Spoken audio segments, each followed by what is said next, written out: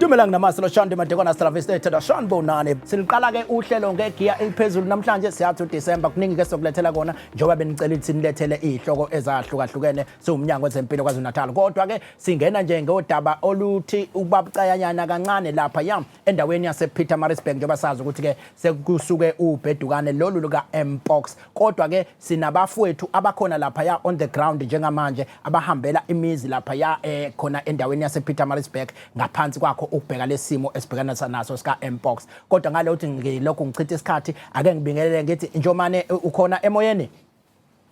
Ngikhona. Sibingelele kuwe Njomane, simthola emoyeni ngoba yena silishaya uhlelo sila eMlazi thina, yena ule ePietermaritzburg ngoba bahambela imizi ngemizi lapha ya ePietermaritzburg njengamanje ukuze kubhekane nalolu daba. Mawungasibeka esithombeni Njomane, kwenzakalani ngento ka Mpox eSouth Africa nala kwaZulu Natal?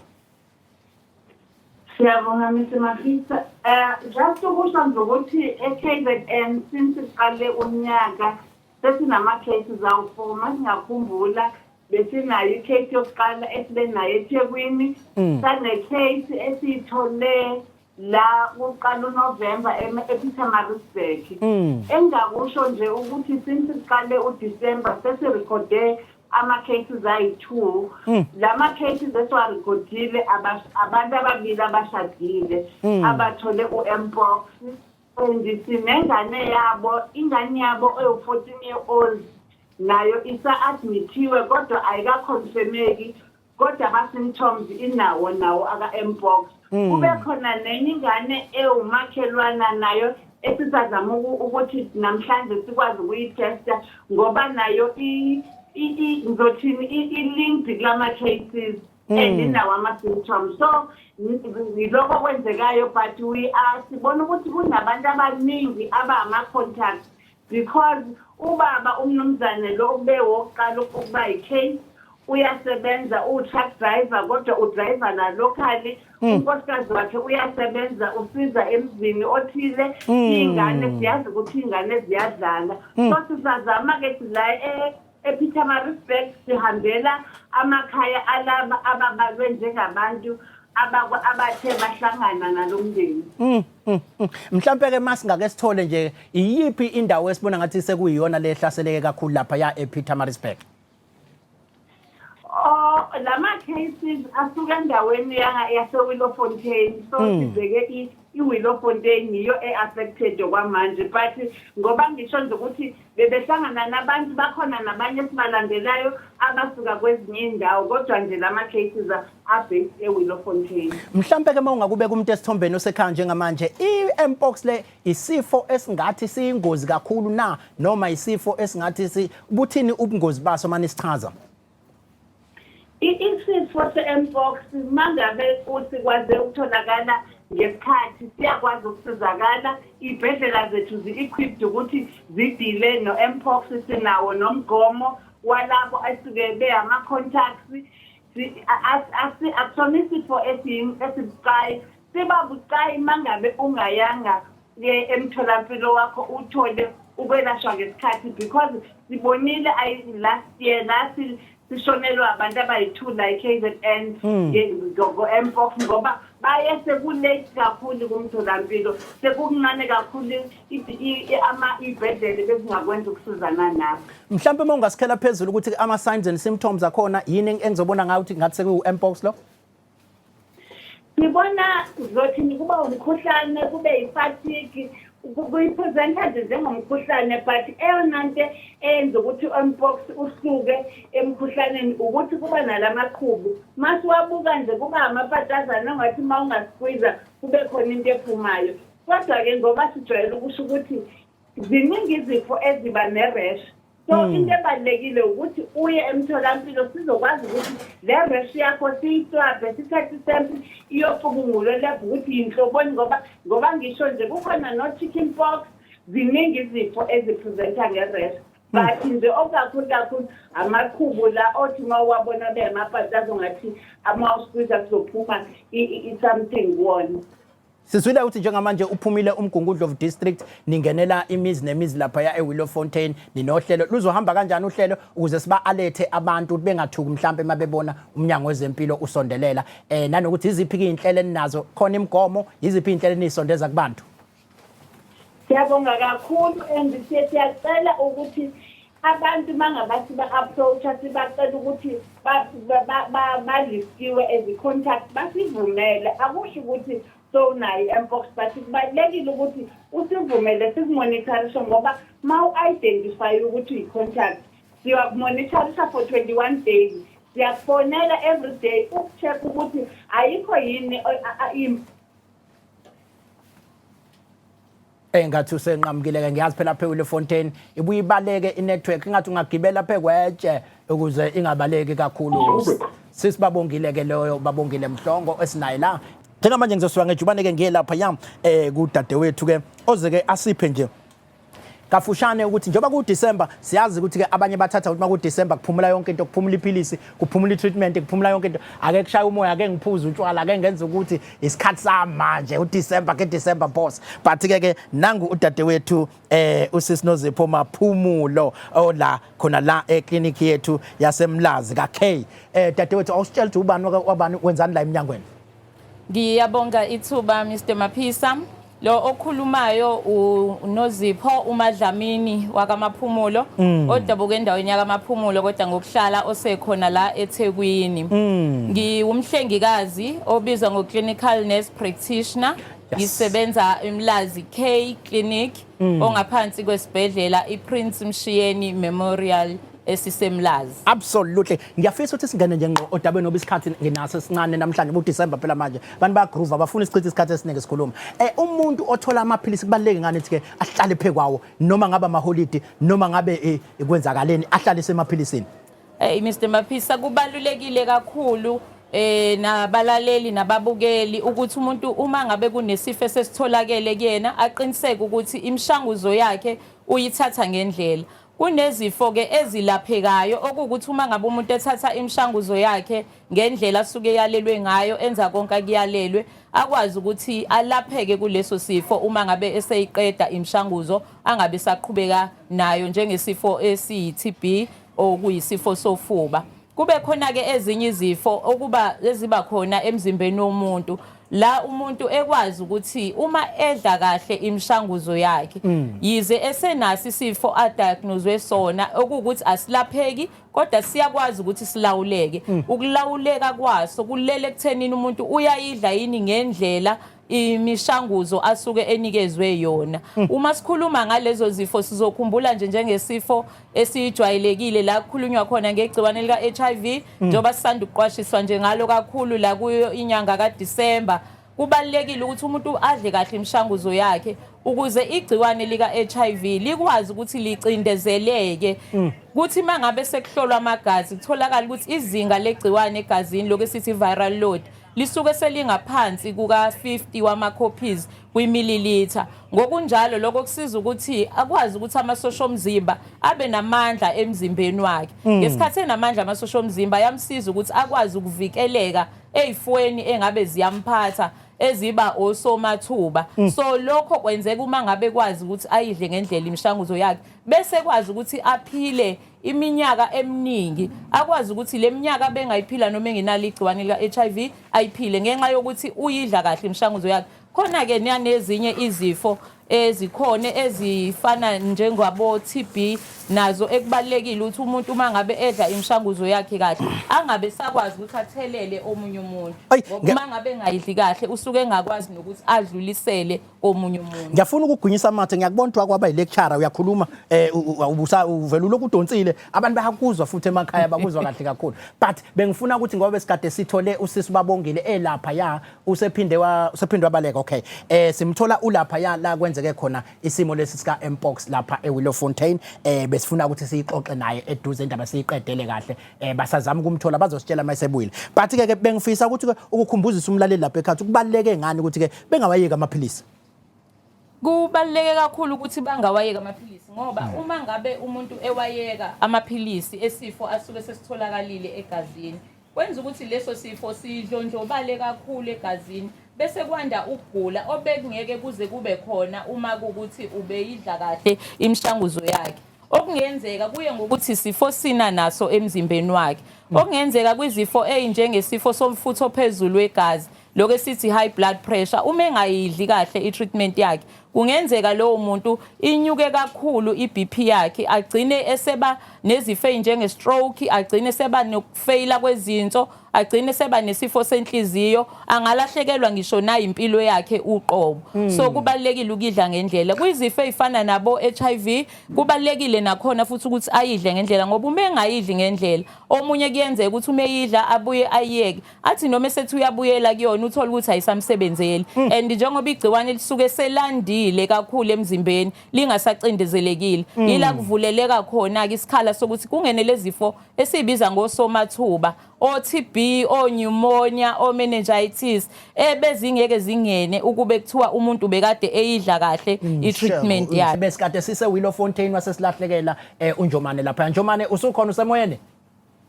Ngikhona. Bengifisa ukuthi uyigoqe nje kahle Nkosi yami, unikezele imessage yakho, khumbuzisa abantu bakwaZulu Natal ukubaleka ukuyivikela kwi-mpox njoba isithe ukubheduka lapha endaweni yase Willowfontein. Awusibeke nje esithombeni.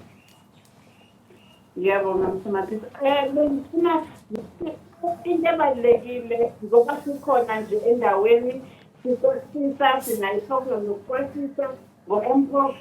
siya vaccinate kulabo abasuke be-eligible ukuthi bathole umgomo. Siyacela umgomo usafe kade sivaccinate, asikaze sibe nazo iy'nkinga, nokuthi siyacela abantu kanjani be-diagnosed ukuthi ungethi uma ubona iresi uhambe uyokhala mine. Siyacela ukuthi uhambe emtholampilo uzothola ukuhlolwa uzokwazi ukunikeza appropriate treatment. Absolutely. Nokuthi-ke enye esiyicelayo nje sesivala, I think ngisho ekuqaleni ukuthi siyacela nisamukele ngoba siyazi ukuthi isikhathi sesizi, kodwa kubalulekile ukuthi sikwazi ukusizana nani. Uma uyi-contact sivumele siku-assess, sivumele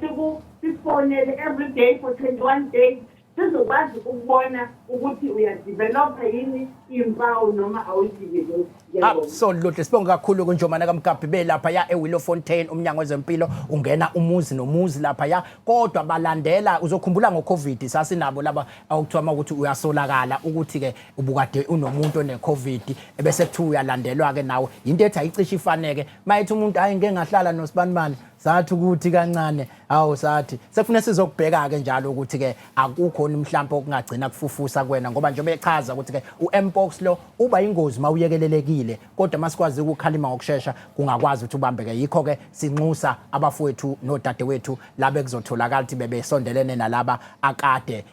asebetholakala sebenawo mpox, sikwazi ukuthi sixoxisane nabo, sikwazi ukuyimonitor ba sifuna ingabhebhetheki, ngoba mayike yabhebhetheka kuba nzima ukuyibamba eduze. Ngiyazi ukuthi ke into yamaphilisi indaba ende and ngiyakubona uyakwazi futhi ukuyixoxisa wena Sister Maphumulo. Ngifisa ukuthi usigoqele ngoba ngishawa nayo into yesikhathi nginabantu abaningana. Awunikeze umuntu umlayezo manje osekhaya njengoba kwamaholidi okumele angaphuthi ukudla amaphilisi, umtshele ukubaleka ukudla iphilisi.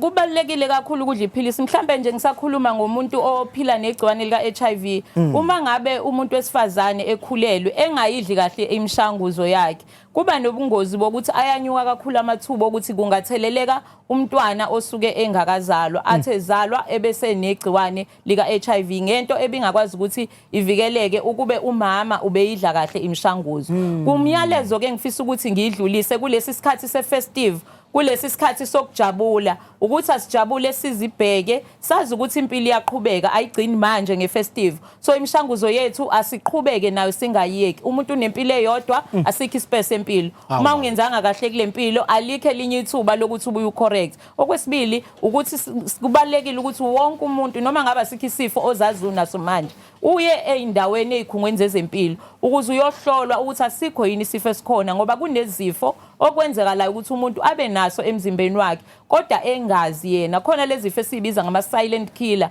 ozothi mawufika uyohlola nje ezikhungweni zezempilo bese kuyatholakala ukuthi kunesifo esithile kuba lula ukulapha uma isifo sisheshe satholakala kunokuthi sitholakale late kokunye uyakwazi nokuthola futhi imishanguzo yokuvikeleka ukuthi uthole izifo njoba ngeke ngakhuluma kafishane ngoprep mhlawumbe okunye kokugcina engakusho futhi ukuthi uma ngabe ususebenzisa umtholampilo abanye bethu sike sibone ukuthi bake bagcine bengasayi kolanda imishanguzo yabo bagcine sebegula ngenxa yokuthi bafike esikhungweni sezempilo bangaphatheka kahle kodwa bangakukhuluma lokho bavele bagcine bengasayi so siyakhuthaza ke bafethu ukuthi mlaleli lapha ekhaya mbukeli mangabe uhamba esikhungweni sezempilo kunamabhokisana yabe khona la kuthi ungakwazi ukuthi ubhale khona izikhalazo zakho ungakwazi ukuthi ubhale incomo zakho ungakwazi ukuthi ubhale imbono yakho kuba khona ipeni elisuke lilenga lapho kube khona namafomu okwazi kwagcwaliswa abhalwe ngesiZulu abhalwe ngesingisi kubaleke kakhulu ukuthi ubhale ofisa ukuthi ukubhale ukuze sikwazi ukuthuthukisa indlela esisebenza ngayo eminyangweni wezempilo ngoba siyafisa ukuthi wonke umuntu athole konke lokhu uhulumeni manje asesenzele kwabalula ukuthi sikwazi ukuthola njengoba yonke imishanguzo sikwazi ukuthi itholakale kalula eindaweni futhi esiseduzane nala sihlala khona ngiyabona ukuthi ke ukukhumbisa umlalo ekhaya igama lohlala ekhazanet.gov.za/imlazi kaQ namhlanje limnande legama Q ngiyacabanga kuba kwakuyimina kufanele njalo ngisoka kaQ ngangingenge kumnandi emlazi but ke ngiyafisa ukuthi kungikhulume nalabo bafowethu laba othothi ushintsha indawo yokuhlala kade ehlala kaNongoma usiyamove uyosebenza eGoli noma uyosebenza eThekwini nenithi enze njani lo muntu ukuze angayeki ukuthola amaphilisi akhe eclinic eseduze kwala asebenza khona Ngiyabonga Mr Maphisa kubalekile kakhulu umsebenzisi wesikhungo sezempilo ukuthi umuntu aye esikhungweni sakhe sezempilo ayobika ukuthi sengiyasuka manje la eThekwini sengiyohlala mhlambe eMnambithi noma sengiyohlala kuphi ukuze esikhungweni sezempilo ukwazi ukuthi abasebenzi bamenzele incwadi esibiza ngetransfer letter esuka ibhalile kafishane ngesimo sempilo salowo muntu kuphinde kubhalwe futhi nemishanguzo ayisebenzisayo ngokunjalo nake wayisebenzisa ngaphambilini ukuze babe nesithombe siphelele la eyakhona siphinde sibhale nemphumela yamagazi ngoba njengoba kunemishanguzo edliwa zonke izinsuku kubalekile ukuthi kubonakala ukuthi isasebenza ngendlela nanokuthi akukho yini isifo mhlambe esesiqhamukile ebekade singekho lokho sikwazi ukuthi enye indlela esichecka ngayo ukuthi kube khona amagazi sichecke futhi nabo TB so ukubika kuyasiza ukuthi umuntu akwazi ukuthola incwadi kuze naphambili afika aqhubeke siyaqonda ukuthi zikhona izimo la umuntu okuke kwenzeke ahambe kade engaqondile ukuthi useyayishintsha indawo ngenxa yezimo ezithile esiphila phakathi kwazo nalapho uma ungasakwazanga ukuyithola itransfer letter la usuka khona sikhuthaza ukuthi iya emtholampilo oseduzane nala osuhlala khona ufike uzibike usho ukuthi nginesifo esithile satholakala kumina ngidla imishanguzo ethile engiyilanda eclinic elukuthi kodwa ngikwazanga ukuthi ngiyocela itransfer letter kuneyindlela esixhumana ngayo njoba sisebenza eminyangweni wezempilo ezenza kube lula ukuthi sikwazi ukuthola yonke umlando ngomuntu bese sikwazi ukumenzela ifile akwazi ukuthi aqhubeke kuleyo sikhungo sezempilo asuke esekusona cha njengamanje ngigijime ngejubane ngiyekudokotela noMpumelelo Dlamini dokotela bakhalile ngama ulcer basicela abantu bayacela ukuthi sisondelele eduze kube ukuthi ke siyayikhulumisa into ethinta ama ulcer ngiyacela ukuthi ngoba ngiyazi isikhathi sami sifishane sizongena nakulokunye kwama emergencies kodwa ungithintele nje kakhulu indaba ethinta ama ulcer mangisuke ngikhuluma nomuntu ngama ulcer yini ama ulcer and ibonakala ngana ama signs and symptoms akhona kodwa uqala uintroduce ukuthi ubani okabani wenzani eminyangweni wezempilo. Alright, ngiyabonga kakhulu Mr Maphisa igama uNompumelelo kaDlamini ngingudokotela ngisebenza khona eMshini ngiqeqeshiwe ngokwezokusebenza kwabaphuthumayo nakwezezingozi which is emergency services so ama ulcer masengiza embuzeni wakho ama ulcer masikhuluma ngawo abantu babefika bazokhala umuntu usukhala ngokushisa akuzwayo la esiswini phezulu ukuthi hayi cha ngathi kukhona into ekhona lapha engayizwa kahle. So lapho isuke yenziwa ukuthi kukhona kwenzeka irritation esiswini ngenxa yokuproduceka kweacid. So kukhona izinto okuyizo ezenza ukuthi ukwenyuke amathuba ukuthi ungaba nawo ama-ulcers. So lokho ukusebenzisa imithi oyithengayo ngaphandle kwencwadi kadokotela. Kakhulukazi sibala i-Grandpa, sibala i-Brufen. Ibona nje labo bobabili akuyibona bahamba phambili yes abanobungozi kakhulu. Kuba iwona ke amponjwana nawo utshwala dokotela imsandana utshwala dokotela ku December. Ayasufune kakhulu ngoDecember. Yes, so bese nabo anomthelela utshwala ekuthenini kugcine sozo uba nama-ulcer. So uzozwa ukushisa ngesikhathi bengathi uyabhodla khona into enyukayo oyibhodlayo engathi iyababa or engathi iyashisa. So kusuke sekuyiwona. So ufike ke bese siyakunikeza ke imishwanguzo ekuwama-antibiotics ewenzayo ukuthi udile nalokho ngoba kusuke sekukhona nebacteria esuke seyikhula lapho ngaleso sikhathi bese sikunikeza nokunye okwenza ukuthi kwehle ukukhandeka kwe-acid eswini okuyiyona kahle kahle enza ukuthi ube nawo lama signs and symptoms. Mhlambe masingabuka ama-ulcer lawo isifo esithelelanayo njengalezinye izifuthi mawukuthi wangene nomuntu noma wamthinta noma ngokuqabulana noma ngani noma isifo se-lifestyle ukuthi uphila kanjani udla kanjani ukuthi siyisifo esithelelana kanjani mawuthi siyathelelana. Nhlanhla leyo ama-ulcer isifo nje sakho wedwa wena nje ohamba uyoyifunela sona bese uyayitholela. Yes, so asithelelani ngaphandle kuma ukuthi niyaphana ngapha ko-Grandpa no-Brufen then ke ungagcina usithola nayo kodwa isifo se-lifestyle. So kudinga nje ukuthi ushintshe indlela owenza ngayo, indlela odla ngayo, ophila ngayo ukuze ukwazi ukuthi ungasitholi. Njengoba bathi sengichazile ukuthi kuye kube amaphilisi thizeni owadla ungawadli ngendlela ukuthi uma wadla uthola ukuthi uwadla ulambile bese ungenalutho eswini bese yafika enza ukuthi indlela i-acid ekhandeka ngayo bese iyanda. So asithelelani awukwazi ukuthelela umuntu ngaso kodwa indlela owenza ngayo ingathelela omunye umuntu ukuthi naye enze ngayo. Uma lokho kuchaza ukuthi uma sinikezana i-advice engenakho ukuthi uke waya emtholampilo wayithola khona bese nawe uphuma khelwane wakho i-Brufen uphuma khelwane wakho i-Grandpa ngoba amaphilisi efanele umuntu akube hawakhe awathola yena for awanikwe udokotela ngqo. Mhlambe ke enye into ke engayibuza siyazi njengoba ku December abanye kuthola ukuthi uyazazi ukuthi ayamphatha vele ebese ethi hayi ngoba uDecember nazi ebesedla zonke izinto lezi ikuphi ukudla eneniqhuquzele kubantu asebeyithola bese simeni sama-ulcer kufuna kube uhlobo olunjani lokudla kumele beqinise kukho. Okay, so asinakho ukudla okuthize sithi ungakudla kuphela nje sayisithi kukhona ungafanele ukuthi unciphise kukho. So okuyikhona ukudla okungagcina kunyusa i-production ye-acid ongenza ukuthi i-acid eswini igcine engathi iyanyuka noma ongenza ukuthi kube ngathi ama-symptoms aba worse. So lapho siyasithi ungathi wehlisa kancane kotamatisi uthi wehlisa kancane emasini wehlisa kancane nakozophuzo. Yebo ngoba nawo manje agcine enza ukuthi ama-symptoms akho nalawa nyasengwe enkomeni impela nje. Yebo bese muncu mase fresh asinankinga mase fresh nje hawu lokhuza nayo ungazenzela amasi kodwa mase kumuncu then ke siyasithanda ukuthi uthi ukwehlisa kancane bese nakona kamaphilisi lawa o-Grandpa no-Brufen. So siyasikhandele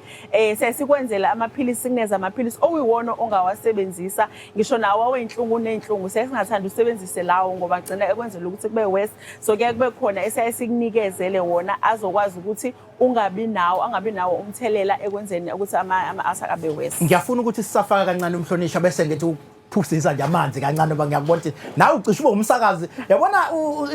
umnyango ubaqashile abasakazi. Uneso oqala kade la naye umsakazi uzwile nje nawe ngiyakubona ke dokotela ukuthi hayi lento yokusakaza engazi ukuthi nayifundela lapha na koMedunsi lapha nami ngangikhona phela ngidlula la emapassage ngizwa kusakazwa lapha na kodwa ke kungekho ngqongqoshe sithatha ithuba sikubingelele. Siyabingelela Ntokozo sibingelele kubabukeli emakhaya sibingelele kubalaleli nabo bonke abasilandela kuma social platforms ethu sithi ithanda. Ithanda sesizoqeda nodokotela ngqongqoshe bakulambela abantu kade bethi sifuna ungqongqoshe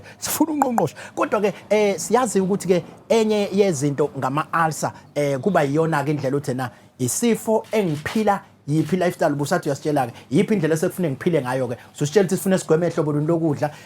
nanokuthi ke lezi iphuze ezihlohlozayo esihlale sizwa kuthiwa zine acid njengoba uthi into acid kubalekile ukuthi umuntu ayiyeke lezo iphuzo lezo phela ngizwe usuthi into ungathi kune acid lapha esukungena endaweni. Yes, so siyaye asithanda ukuthi abantu sibancishe, so asithanda ukuthi vele uyeke ngoba phela iba khona le ndawo ehalayo. So siyaye sithi yehlisa ongcono wazi kodwa ukuthi amanzi uba umngane kakhulu nawo ungathatha lapha nalapha ya uthi ukuphuza kancane bona okhokho labo kuhlohlozelayo kodwa ungabiyo into ukuthi hayi wena mawomile kwehlisa ngecoke. Sicela ukuthi nje mawomile wazi ukuthi wehlisa ngamanzi. So mase ke ekhona ama ulcers ukudla lokade sesikhulumile ngakho. But into enhle ngawo ama-ulcer ukuthi kuyakwazi ukuthi alapheke noma kwesinye isikhathi ebuye engalapheki. So lapho sokuwukuthi sewuba nawo ama-symptoms noma sengasekhona ama-ulcer kodwa so uyakwazi ukuthi ama-symptoms ube nakho ukwezwa. So akhona i-medication sesikunikeze nayo esoyaye uhlale nayo lokhu ufike uzoyithatha kodwa okubalekile kakhulu kube yikhona ukuthi uzinakekele la ngasekudleni okudlayo nasemaphilisini awadlayo. I-Grandpa Nkosi yami ngicela nje ukuthi ngibuyelele kuyona. I-Grandpa asiyithandi kakhulu, ayikho friendly nhlobo elokhuzana esiswini nakona ama-ulcer. And yalapheka ke futhi ngikusho nakho lokhu ukuthi siya-treat ngama-antibiotics kanye namaphilisi okwehlisa inansika i-acid production khona esiswini. Ngixolise ke kulabe sesibiza amagama abo ngoba ngiyazi akumele silisho amagameni lapha kodwa kudokotela ngiyazi phela uzowasho la abona enika abantu inkinga kodwa ke sikuqolise lokho ukuthi ke sekumele aze awagagule. Next time dokotela singawagaguli sivele sigudle ngakuwona yabona lensipho le njene ehlazana noma emaroon chaze ngombala ngoba bathi bazothi hey wena wenzani kodwa ke sesiqolisile ke emoyeni vele. Cha dokotela ngiyazi ukuthi ubuye lapha ko trauma isikhathi December manje abantu bayafika lapha yana umlayezo ongawusho nje kubantu njengoba bawela freeway. Ngiyade ngikhuza le ndaba ka freeway bawela freeway ngihamba nje ku freeway namhlanje ngibona abawu2 sebeshayiswe imoto ku freeway sebelele phansi. So abantu bafuna ukwela freeway angiyazi lento yokufuna ukwela freeway. Abanye bafuna ukushayela bedla amanzi amponjwana bese ke imoto ayibone ngathi iphambana naye azafona hey imoto ziphambana nami zonke imoto kanti usengena ku freeway yo wrong kumgwaqo wrong la usephambana nazo ngempela. Uyena uthi hey abantu baphelile la bonke baphuzile sonke thina siphuzile abanye uyena kuphela ophila sesiphambana naye. But ke ukuze bengafiki kakhulu lapha kuyitrauma kunina ngoba nidila nabo iyiphi umlayezo ongabanika wona ke December? uDecember isikhathi ukuthi sisijabulise kodwa siyayibe sikhohlwe ngesinye isikhathi sigcine sijabulisa uze kweqe endaweni lapho sesigcina nathi sesiba sengcupheni. So uma ukusendaweni zokujabula ujabula lapho ujabula khona asinankinga kodwa qinisekisa ukuthi ukujabula kwakho akuzukuba nomthelela ongekho kahle ngakuwe ukuthi sewuze uba involved kuma traumas sewuze uba involved lapho senilwa khona senigazana sendubulana noma sewungena emotweni sewushayela kulabo masuke usubona ukuthi sewuphuzile kakhulu sewunenkinga ngabana sawusaboni kahle sewubona imoto zakho ngathi sezimbili wazi kahle ukuthi wena yakho imoto wayithenga iyodwa ubalekile ukuthi ufonele i-insurance ama-insurance aye akwazi ukuthi athumele umuntu ozokudrive akuhambise ekhaya noma ucele umngane ufonele umngane ekhaya ukuthi hayi awuzongilanda ngathi angisaboni kahle ngoba manje ukungena kwakho engozini yemoto ugcina sekungenisa nabanye abantu engozini and baningi kuyokuza nabayalimala nakho futhi sakhuluma ngabo utshwala kuma ukuthi sesiyabona ukuthi ngathi sewuphuze kamnandi usuzizwa usuhappy kubalekile ukuthi uenjoy kodwa ubese uyakwazi ukuthi uyivikele kakhulukazi masubona ngase niyaxabana vele uhlehle ungasafuni ukuba namandla sewufuna ukulwa nawe lapho vele ubona ukuthi hayi no mhlambe hayi ngoba sixabana ngempela but lokhu engikudlile bese uyavele uyahlehla uyagoduka uya ekhaya ngoba ngelishwa sibabona kakhulu laba suke sebelwa endaweni zokujabula sebeshayene sebegwazene bafike sekukubi kakhulu ngakithi. Ngizocela ngqongqosha vele sale sengithathela kuso lesi spirit sokukhuza lapha ngoba ku December nje kuyadecembeka yini mhlambe nakuwe ngqongqosha uthi kuyadecembeka na ufuna ukubaqequla ngequpha nangu esho udokotela mawuse siku December ikhona le spirit sokufuna ukulwa nje nalento yokufuna ukulamula ke bafowethu hey ngaze abafowethu abawu2 abangenawo amehlo ababelamula lento yokulamula ithile bantu sebeyakhayana ufuna ungena phakathi ulamule bukela ungabulokhu lamula kodwa cha angizwe ngawe ngqongqosha ngiyabukela abantu belimaza. No asiqale ukuthi Ntokozo bengisegoli ngomgqibelo ngicabanga ukuthi mhlambe lapha bengisemshadweni absolutely kunabantu abangaphezulu ka5 noma u7 abafike bethi hey khona lolu hlelo olukhona lapha nomunye afika athi hey uhamba naye yini absolutely namhlanje ngiyafisa ke nje ukuqala ngokubonga absolutely kubo bonke abasilalelayo nabasibukelayo ngoba lolu hlelo ngaba lukho uma ngabe ngempela abantu abasilandeli ngalendlela abasilandela ngalo kungijabulise ngempela ukuzwa ukuthi even nakwenye province bayalalela ngempela uhlelo lwethu bathi abaphuthi absolutely hayi bathi abaphuthi impela Ntokozo lapha eGoli siyabonga besemndeni so siyabonga umndeni ola mndeni ola siyabonga kakhulu ukuthi babe nathi kulokhu ke kaDisemba Ntokozo sihlale sisho ukuthi uDisemba isikhathi esimnandi angazi kwenzekani ukuthi ngathi 1 December vele kube sengathi kusemoyeni uyabona ngathi siyayihogela le ndaba kaDisemba bese siyaqala ke sibone ukuthi kuyadisembeka yini khona nanama radio stations khona yethu esiyithandayo nje kakhulu naku December nje ivele ishaye umcimbi wokuvula uDisemba vele ubonti nje isiuqalile uDisember vele siyoke sizobe sikuyona nje namanje so kubalekile ke ukuthi abantu bakithi bazinakekele first absolutely bayinakekele Ntokozo ushilo dokotela indaba yotshwala okokuqala bakhona abangaphuza utshwala sithi abantu ababiyeke utshwala sithi laba abaphuzayo abaphuze ngendlela ehlelekile ngesingisi kuthiwa singabu abuse utshwala kusho ukuthi asiphuze nje ukuze sikwazi ukuthi siphilele iproblem ngotshwala Ntokozo is that uma ngabe umuntu ephuzile njengoba kade uchaza uyaye kube uyena engene emgwaqweni aphambane nezimoto kodwa bese blame imoto athi naba bonke yingakho sithi abantu abaphuzele ekhaya sithi womela ekhaya yomela ngasekhaya na ukhona amabhodlela amabhiya ayithu owafunayo hamba phela uyathenga ubuye uhlale ekhaya ngoba abantu abahluphayo uma ngabe bephuzile akusibo laba abashayelayo kuphela nalabo abahamba ngeenyawo bayahlupha ngoba ubuye ayibona imoto bese ibhekile azibona ukuthi uqinile yona udlula nemoto yabona ukuthi hayi le moto ngayigudluza nje ngilahlelele ngenxa yokuthi esephuzile so abantu ke abaphuzayo utshwala sithi abangahambi emgwaqweni nabangashayeli uchazile udokotela ukuthi kukhona even ama insurances okwazi ukuthi ucela umuntu ukuthi hayi namhlanje ngizobuya ngimnandi ngicela ningitholela abantu abazongihambisa hayi cha le ekadokotela insurance hayi iphezulu kakhulu mina ngayifuna what is your name how can I imoto ishayisile cha hayi vala ucingo kodwa ke nathi siyimndeni siyabangani siyakwazi ukuba nalento esibiza ngokuthi designated drive okusho ukuthi sivumelana ukuthi namhlanje njengoba siyojabula usibani namhlanje uthatha ibreak absolutely yabona bese ke leyo ke azi ukuthi hayi uzophuza nathi nje lapha kulama drink abalo dokotela ahlohlozayo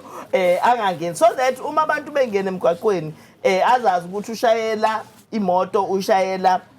akanankinga akaboni kabili ngoba utshwala Ntokozo ngeke sikubalekele lokho kukwenza ukuthi ungaboni ngendlela ujwayele ukubona ngayo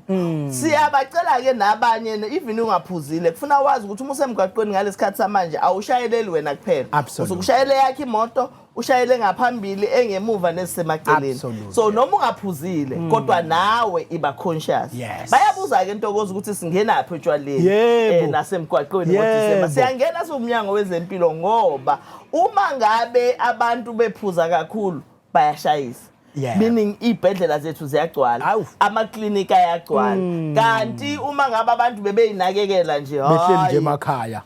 behlele emakhaya bomela ngasemakhaya ibhedlela kuba sayibona ukuthi yenzeka lento ngesikhathi seCovid uma ukhumbula kahle kune lockdown awukwazi ukumemeza ngapha ewodini uzizwe ngale ngoba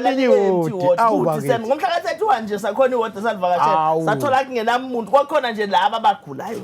hayi abantu abalimele kodwa right now indlela kwenzeka ngayo uma ngaba kuDisemba kumhla ka31 kumhla ka25 noma u24 kugcwala abantu abalimele kugcwala abantu abashayene uma bephuzile futhi Ntokozo abantu bayibona beyigora ebona ukuthi angashaya nanoma ubani wonke umuntu yabo wonke umuntu nje angamginqa phansi badubulane bagwazane njengoba udokotela kadesho kodwa kokugcina lokhu kokuyivikela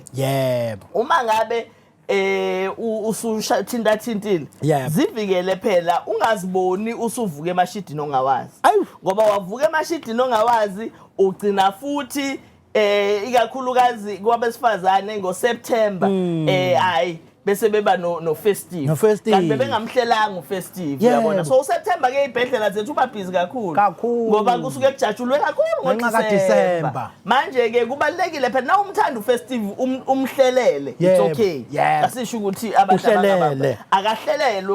ufestive igama lakhe kube uhlelelwe aphinde abe ufestive kuba amagama uhlelelwe akungabi nje ufestive ngoba sibona ukuthi awu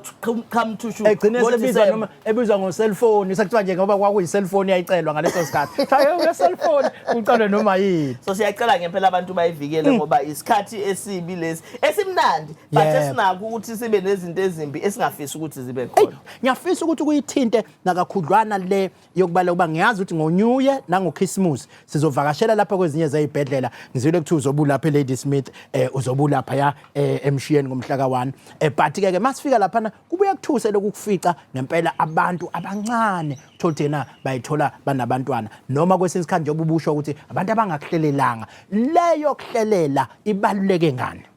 Yohlela into ozibaleke kakhulukazi kuthina eminyango wezempilo sinezinto nama services esiwa provider yamahala uma ufika nje clinic ufuka ucela ama condom noma ucela noma yini yokuhlela imahala siyajova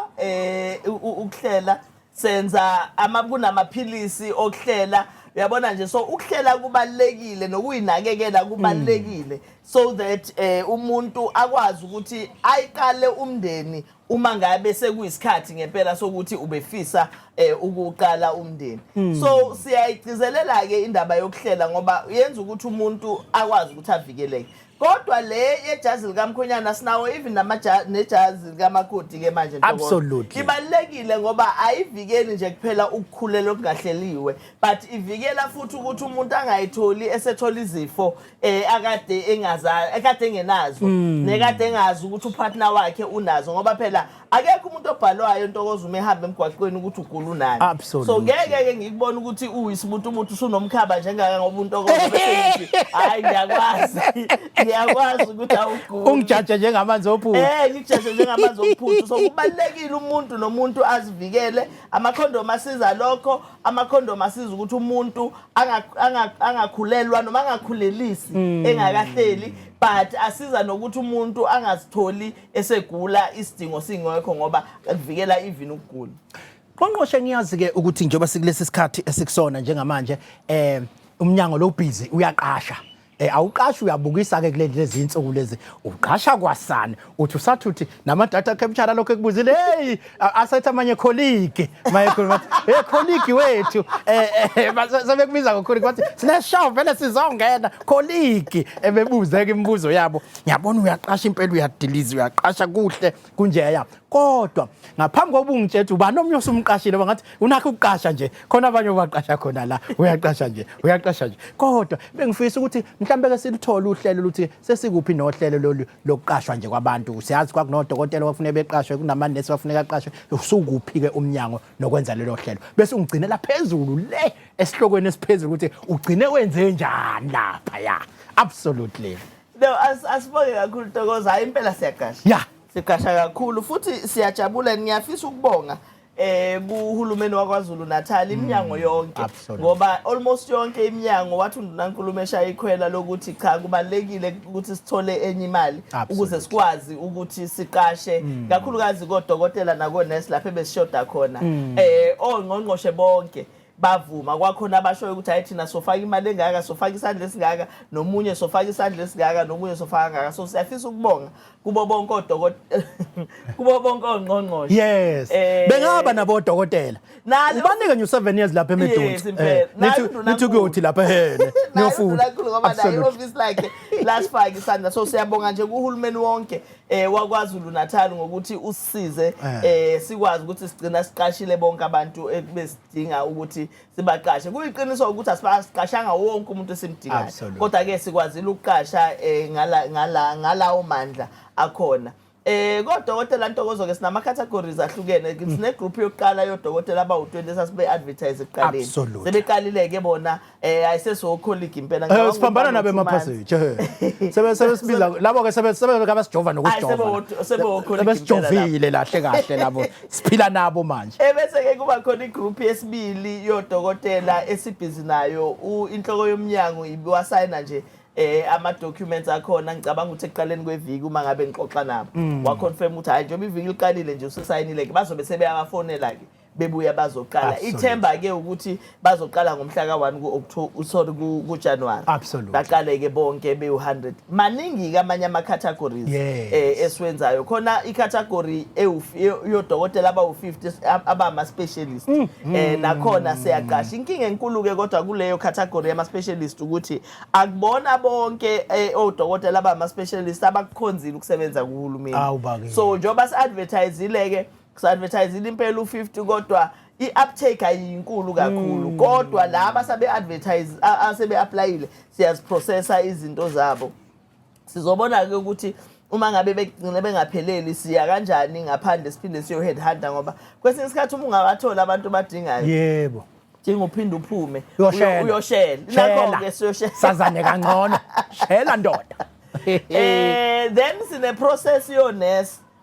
nayo futhi esasiba advertisile and nabo kule viki inhloko yomnyango ibisayina ukuthi obani abaphumelele nabo futhi bazoqala ngomhla ka1 kuJanuary so kusho ukuthi ke from today kuyoze kuphela iviki bazobe lokube fonelwa ukuthi hayi usuphumelele nje ngiyafisa ke kodwa kuyigcizelela into yokuthi uma ngabe si-apply si-advertise sisuke singenabo abantu esibaqokile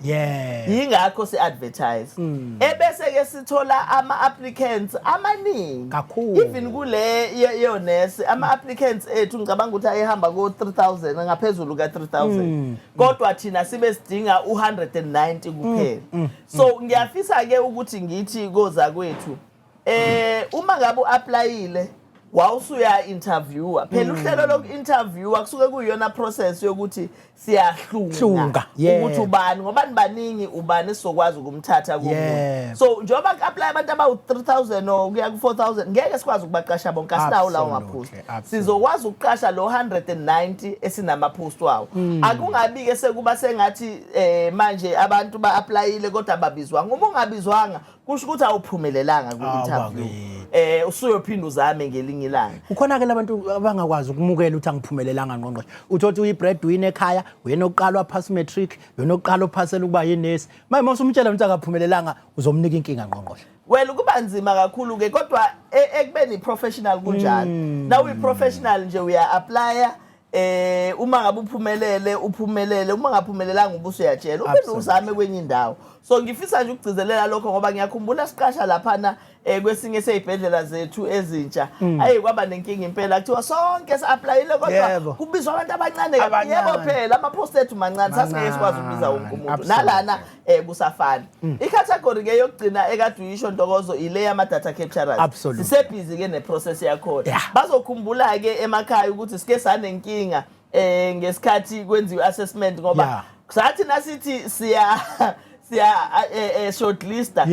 kwathola ukuthi sithola abantu abawu-37,000 aba-applyile thina sibe sinama-post awu-241 nje kuphela so kwafuna-ke senze i-assessment ngeke-ke sikwazi ukubiza abantu abawu-37,000 sibabizele emahholo ngoba kuzoba nestampede saqhamuka nendlela yokuthi cha asike si-interviewe ngale ndlela ya-online sayizama okokuqala hayi kwasho ukuthi abantu bakithi sebevele bathatha kwasherishwa sharing is caring. Yes, ilink. Bayishare sharing is caring. Sathi sithi sibheka u-37,000 ukuthi ungene kwavele kwangena u100 and something ya-collapse system. So kwaphoqa ukuthi asiphinde-ke siyenze assessment sayenza-ke nakhona futhi ngoba babe baningi kwakhona ama-glitches akhona abamancane kancane iyaqhubeka-ke iprocess yakhona ye-assessment sizobuya kubona until size sifike kule number okuyiyona yona esiyifunayo so siyafisa nje ukuthi emakhaya abantu basibekezelele bangathi hawu nani advertisile senithulile nisho lutho cha ingoba ama-processes ethu baningi kakhulu abantu aba-applyayo so kufuna sihlale sithola indlela yokuthi soyi-fast tracker kanjani okugcina-ke Ntokozo okuyikona engicabanga ukuthi kukhulu namhlanje sizothula lana emnyangweni unhloko yomnyango isho wathi unqo ngathi unqo kusho ukuthi ngiyamgcoba absolutely sizothula inhloko yomnyango entsha sha umama uPenelope Msimanga. Penelopment. Upenelope Thandiwe Msimanga. Yes, bambiza ngocolleague kama database. Data capture yayi. Ecolleague siyakubongela nosubiziwe.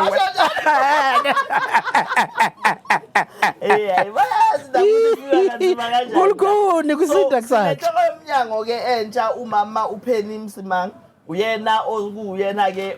ophethe idepartment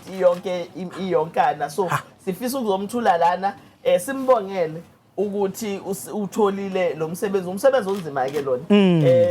siyakwazi lokho umsebenzi okwenza ukuthi uhleke ngelinye ilanga kodwa futhi uthi usahleka kuvele kushintshe khona lana sekufuna uhline khona ukuthi izinto zenzeke so i nature ke yokuba umholi so uyena ke number 1 ke kuma health Mangumuza umqashi osayina incwadi ukuthi uqashiwe bonke abazoqashwa Ntokozo incwadi 100,000 people umama uMsimanga absolutely kusicela usibingelele enhloko yomnyango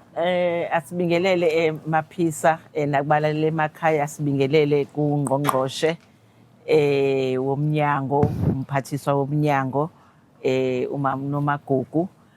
siyabingelela kakhulu ngokuyithoba simukela sibonga le responsibility umuntu ayinikiwe yomnyango ngaka siyethemba ukuthi ke baningi sizosebenzisana nabo siyabonga kakhulu nezifiso nezilokothe ezinhle ezivela lapha ku Facebook na ku social media siyethemba ukuthi lokho kuzosilekelela ukuthi umsebenzi esiwunikiwe sobambisane sosebenze kusizakala abantu bakithi kwaZulu Natal mhlambe umuntu akasale sesebenzisa leli thuba ke ukuthi ke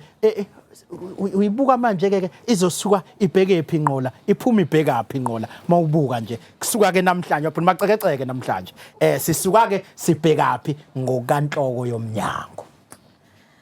Ntokozo umsebenzi mkhulu kakhulu walomnyango kodwa omningi osuwenziwe yilabo abangaphambi kwami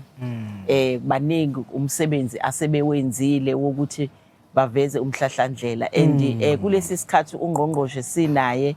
ngicabanga ukuthi unyaka ka8 lona mangicabanga ngicabanga ukuthi uyidwebile umhlahlandlela wale department ukuthi kufuneke yenzeni ukuze abantu bathole ezempilo ezokwenza ukuthi babe nempilo enhle babe nempilo ende injongo kakhulu yethu eyokwenza sure ukuthi abantu impilo yabo yabantu bakithi kwaZulu Natal iyanakekeleka baphile isikhathi eside absolutely umgomo omkhulu ngokwazwe lonke ukuthi at least wonke umuntu akawuphile lo 70 years esunikeziwe uNkulunkulu ukuthi umuntu nje at least akawuphila u70 years bese ke kuedeka sibonile ngekhathi eziphambili ukuthi abantu bebesheshe bashone bese bancane ngenxa yezifo ezithathelanayo kakhulukazi nalesi kade nikhuluma ngaso eqaleni nomhlengikazi lana banye babulawa nazifo zashukela nantoni umgomo wethu okukhulu ukuthi silwisane nalezi zifo ingakho sizobona kakhulu ukuthi umsebenzi wethu kakhulu ukuphumela emphakathini siholwa ungqongqoshe siyokhuluma ngokuvikelwa kwezifo lokwesithi i-disease prevention and health promotion ukuthi izifo zivikelwe kakhulu before zize zenzeke so kakhulukazi nje umhlahlandlela wethu ubheke lapho ukuthi asivikele izifo senza abantu bakithi baphile bese silandelisa ngokuthi labo asebethe bahlabeka izifo bathi mabefike ezikhungweni zethu bathola ukusizakala okuphelele bafice ikhungo zethu zezempilo zikulungele ukuthi zibasize ngaleyo ndlela abasizakala ngayo ngaphezulu kwaloko ke sibheke ekutheni abantu bakithi singene kulelo hlelo likahulumeni okuthiwa i-National Health Insurance absolutely olapho okuzokwenza ukuthi nanoma ubani odinga ezempilo Ntokozo eSouth Africa akwazi ukuzithola ezempilo ngaphandle kokuthi akhandleke ephaketheni lakhe lokuthi akhiphe imali enkulu sithi ke eSouth Africa health is a public good and therefore uma ihealth ipublic good kusho ukuthi wonke umuntu ufuneka akwazi ukuyithola akekho kufuneka ukuthi waze washona wagula ngoba engenayo imali yokuya eprivate hospital ngoba engenayo imedical aid so sikulowo mbidlango ke siyathemba nathi ukuthi sizocontribute kulesi sikhathi esisinikiwe ekutheni ukuthi le njongo kahulumeni yokuthi wonke umuntu athole ezempilo leyo esithi i-universal access to healthcare. Wonke umuntu nje odinga ezempilo ngandlela thizeni akwazi ukuthi alithole lolo sizo. Themba ukuthi nathi sizocontributor ke kulowo mbono kahulumeni wezwe lakithi. Ayi cha nami sengizosala sengiyicelela lapha enhlomnyango ngoba usukhona ke ukuthi senginokuvinjwa lapha emamall mangihamba ngicela into ekuthiwa i-celebrity allowance ungishaye ngayo ba angisahambi kahle ngokukhululeka ngiyavinjwa ngapha nangapha cha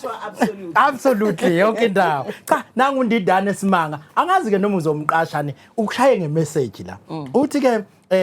as an upcoming data capturer, you are more that welcome. My college. Ngiyafuna ucolleague loyo. My college.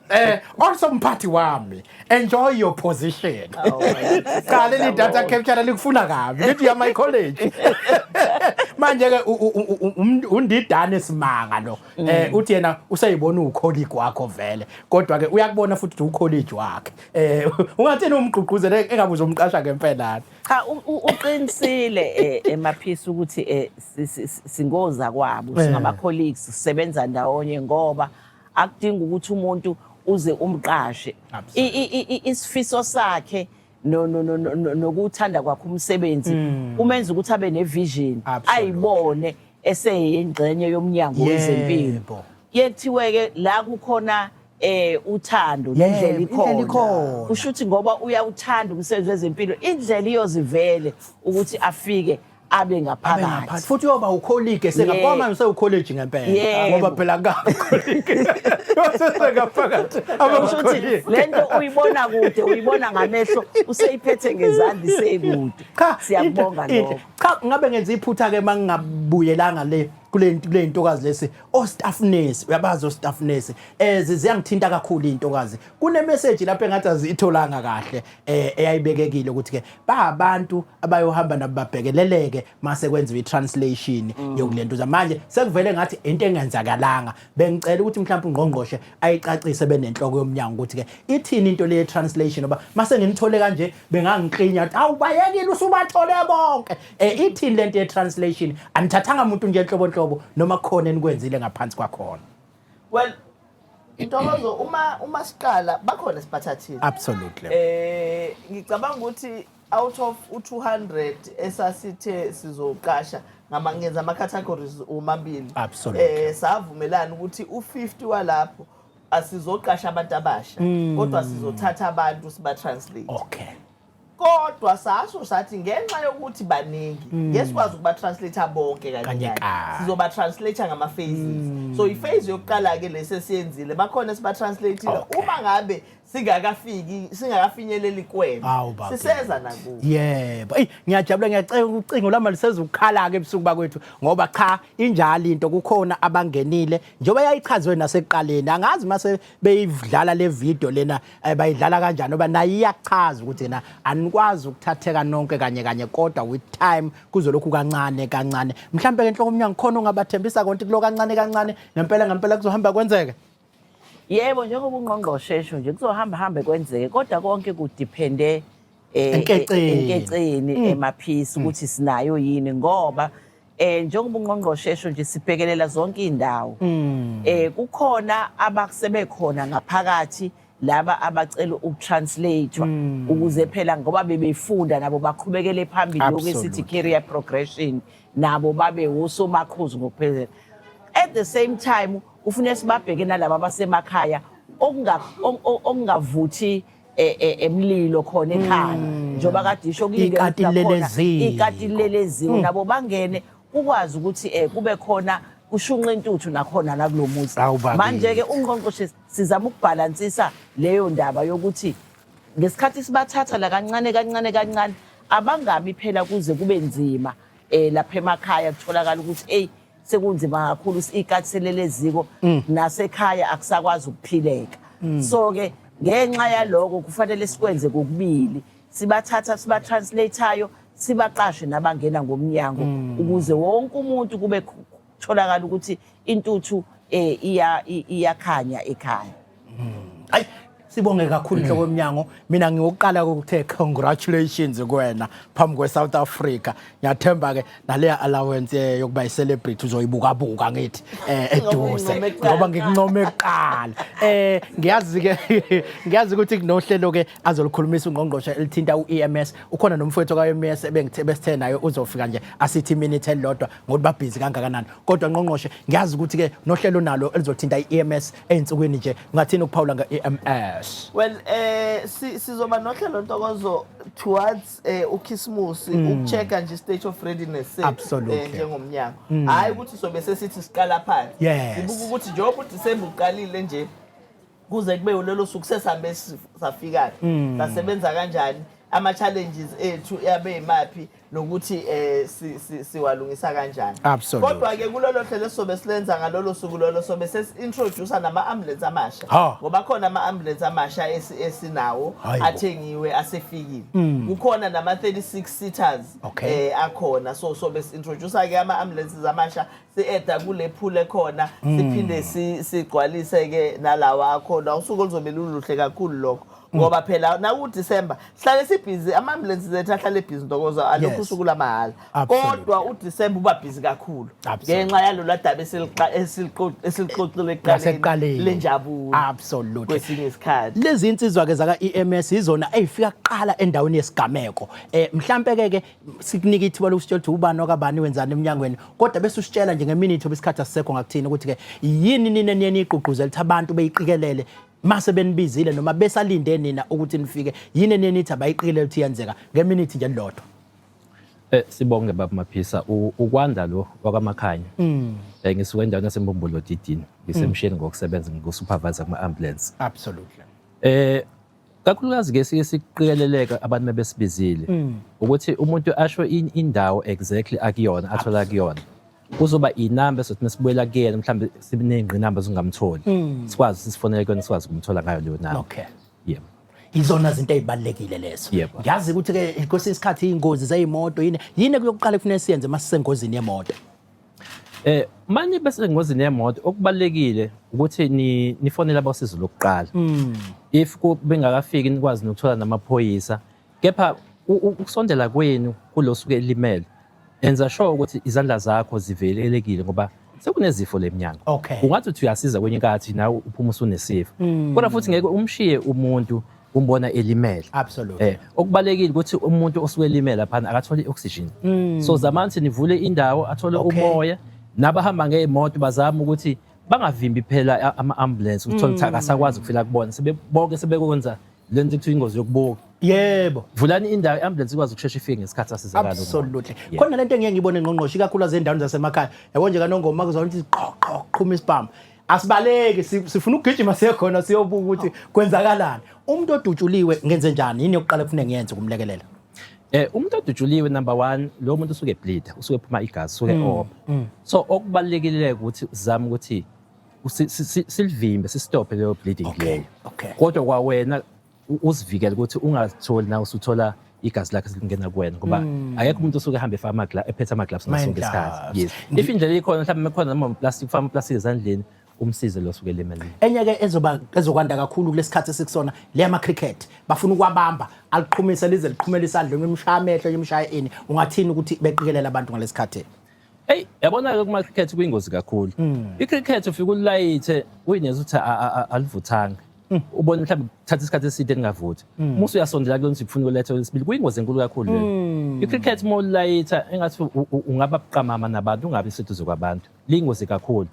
so uma ningavuthanga lishiye kanjalo wenze lesibili sathi ungafunda ama instructions alo ukuthi linjani isebenza kanjani amanye liqhume kuba ngathi ibhomu impela yebo munezitha njalo ulale eminyango mngalde lokhu baleke ukuthi asebefikile thina nje uDiwali sesiwazi kahle uDiwali uthi hayi siyathutha siyelele emakhama kuDiwali waqhuma amabhomu absolutely ngiyazi isikhathi seyinyoka ke kwezinye indawo ungathi nje umlayezo osheshayo kulabo abasuke mhlawumbe ushawe inyoka yini oqala kufanele ngiyenze okubalekile kakhulu uthothi umuntu meshawe inyoka ugcine ngasizakalanga ngoba uthothi akayazi na ukuthi bekuhlobo lweni lenyoka yonke ibaleke kakhulu nesibhedlela mawufika ukuthi kufuneka wazi bekuhlobo lweni lenyoka bazi ukuthi i-treatment abazokunikeza ihambisana nalo hlobo lenyoka yes and mayisekushayile muso ukuyicinga phela hawe musu kuyigcinga izokuphinda Izophinda sakho futhi. thina sazi ukuthi umusha wenyoka kufuneka imikushaye onyaweni uhambise unyanga ngathi kuphinde kwesibili uthatha uphoyizeni wacha ayikho leyo nto madoda cha sibonge kakhulu mfowethu ngqongqoshe sicela usivalele uhlelo. Siyabonga kakhulu Ntokozo, sibonge kubo bonke abasebenzi bezempilo, sibafisele ukhisimusi omuhle. Ngiyazi kodwa ukuthi lisazofika olunye uhlelo kodwa siyabafisela nje ngoba bakhona sebehlele emakhaya abaphumulile, sibafisela ukuthi baphumule kahle, sibafisela ifestive emnandi. Sicele-ke nasemphakathini ukuthi uma ngabe nifike nomuntu wakini nimlethile lapha esibhedlela noma nimlethile eklinikhi, ningabahlukumezi phela abasebenzi bezempilo. Uma ngabe nibona ukuthi senilinda isikhathi eside, fonela umphathi ngoba khona ama-phone numbers akhona laphana, noma usithinte nathi ngoba abanye uthola Ntokozo emphakathini sekuyibona abafuna ukuyibambela konesi, bafuna ukuyibambela kodokotela, okuba into-ke ebahlukumezayo abasebenzi bezempilo leyo. Okwesibili, siyacela abantu bakuyeke ukudlala ngokufonela ama-ambulances ngoba ngesikhathi udlala ngokufona awanele ama-ambulance, izohamba ize kuwena kanti wena uyadlala kanti umuntu okuyena yena oyidingayo ngempela akasekho noma akasakwazi ukuthi ayilungise. So siyabonga kakhulu, sifisela wonke umuntu osemakhaya ukuthi badle ukhisimusi omuhle, badle kahle unyuye, bayiphathe kahle, bazivikele. Ukuyivikela kubalekile. Okugcina, awukho iholiday yamaphilisi. Abantu abaphuza amaphilisi bayaphuza iphilisi kumhla ka-24, ayiphuze kumhla ka-25, umhla ka-31, umhla ka-1. Siyiphuza insuku zonke uma ngabe kuthiwe iphilisi lakho liphuze insuku zonke. Alikho iholiday lephilisi. Lolu hlelo lihlupha ngaso isikhathi kuba sinaso sonke usuku ngabe semshaya kuze kuse asivalelisi sithi kulungele abantu.